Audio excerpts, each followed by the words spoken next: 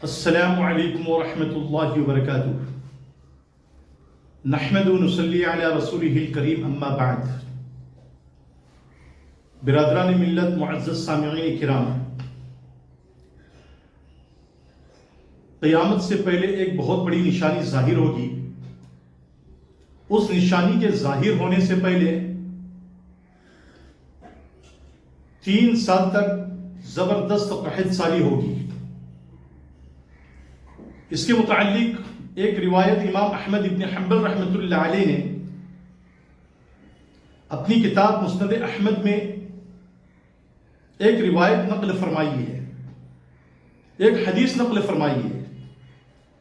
حضرت اسماء بنت یزید رضی اللہ تعالی عنہا فرماتی ہیں کہ نبی کریم صلی اللہ علیہ وسلم میرے یہاں تشریف فرماتے، آپ صلی اللہ علیہ وسلم نے دجال کا تذکرہ فرمایا اور یہ فرمایا کہ دجال کے نکلنے سے پہلے 3 سال تک قحط سالی ہوگی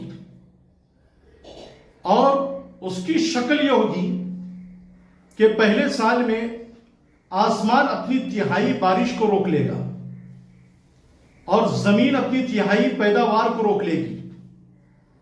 پھر دوسرے سال میں آسمان اپنی تہائی بارش کو روک لے گا، زمین اپنی تہائی پیداوار کو روک لے گی۔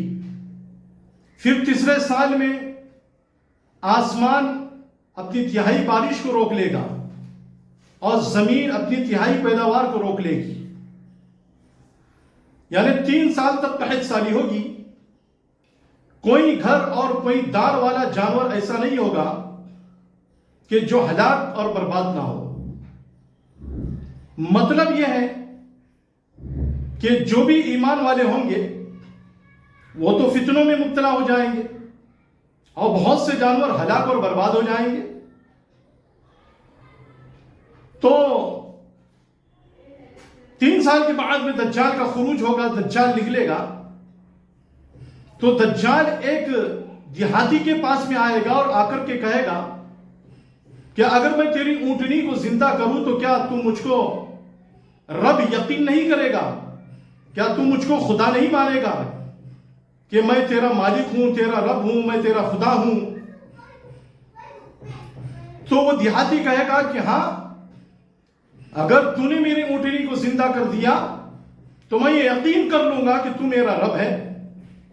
لہذا شیطان اس کی اونٹنی کی شکل میں آئے گا۔ دیکھو، شیطان یہاں بھی انسان کو گمراہ کرنے سے باز نہیں آئے گا۔ جیسے اس نے حضرت آدم علیہ السلام کو، حضرت حوا علیہ السلام کو گمراہ کیا تھا اور قسمیں کھایا تھا، وَقَاسَمَهُمَا إِنِّي لَكُمَا لَمِنَ النَّاصِحِينَ۔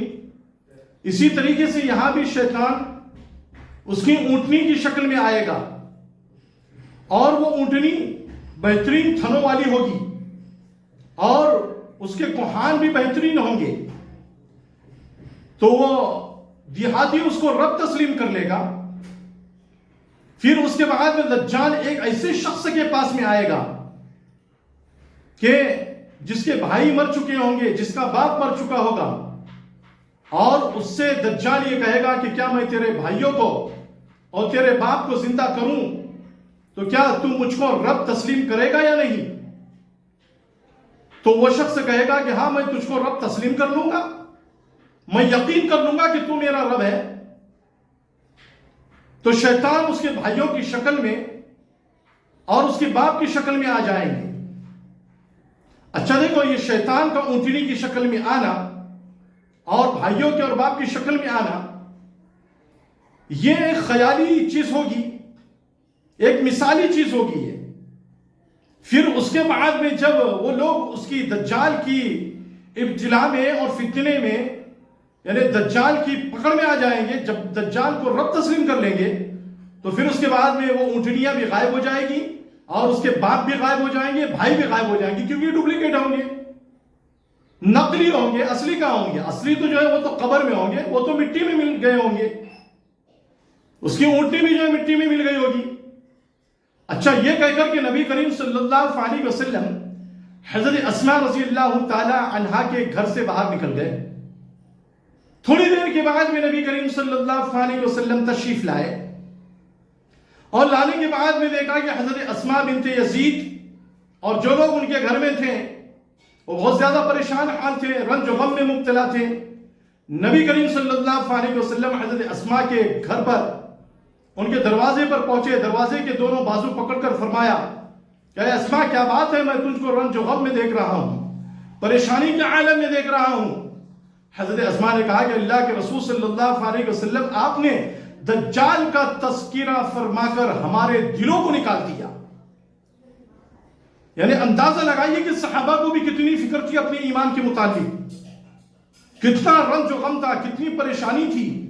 ہم تو صرف یہ سوچتے ہیں کہ دجال جو ہے نا بس ایک شخص ہوگا، جادوگر ہوگا، لیکن میرے محترم بھائیوں اور بزرگوں بہت بڑا فتنہ ہوگا، اتنا بڑا فتنہ ہوگا کہ آگے سنیے حضرت اسماء بنت یزید رضی اللہ تعالی عنہ کیا کہنے لگی، اے اللہ کے رسول صلی اللہ علیہ وسلم کہ ہم لوگ تو گھروں میں آٹا گوندتے ہیں اور ابھی روٹیاں بھی نہیں پکاتے، روٹیاں پکانے سے پہلے ہم لوگوں کو بھوک لگ جاتی ہے، تو اس وقت میں ایمان والوں کا کیا حال ہوگا؟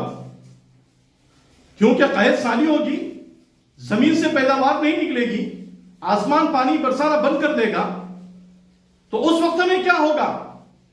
ایمان والوں کی کفایت کا کیا ہوگا؟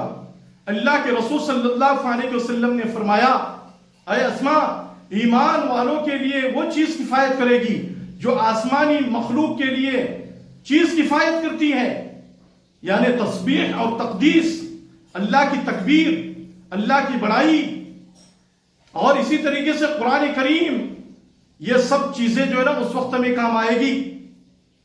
یعنی دجال کے نکلنے سے پہلے دنیا کے جتنے بھی خزینے ہوں گے، دفینے ہوں گے، یہ سارے کے سارے سمیٹ کر دجال کے پاس میں پہنچ جائیں گے۔ اب آپ سوچئے کہ آپ کے گھر میں جو ہے نا 1 روپیہ بھی نہیں ہوگا، آپ کے گھر میں جو ہے نا 1 کلو آٹا، آدھا کلو آٹا، آدھا کلو چاول بھی نہیں ہوگا، آپ کے گزارے کے موافق جو ہے نا کوئی چیز آپ کے گھر میں نہیں ہوگی، 1 روپے کا چاکلیٹ بھی آپ کے گھر میں نہیں ہوگا، 1 گلاس پانی بھی آپ کے پاس میں نہیں ہوگا۔ وہ امتحان کا وقت ہوگا یا نہیں ہوگا؟ یہ تو بہت بڑا امتحان کا وقت ہوگا۔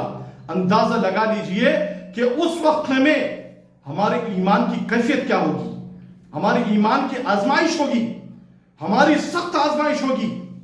تو اسی لیے جو ہے اللہ کے رسول صلی اللہ علیہ وسلم نے فرمایا کہ ایمان والوں کے لیے وہ چیز کفایت کرے گی جو آسمانی فرشتوں کے لیے چیز کفایت کرتی ہے، یعنی اللہ کی بڑائی بیان کرنا، اللہ کی کبریائی بیان کرنا، اللہ کی عظمت، اللہ کی تقدیس، اللہ کی پاکیزگی، اللہ کی حمد و ثنا، یہ سب چیزیں جو ہے نا ایمان والوں کے پیٹ کو بھرے گی، غذا کا کام دے گی، ان کی پیاس کو جو ہے نا ختم کرے گی، پیاس کو بجھا دے گی۔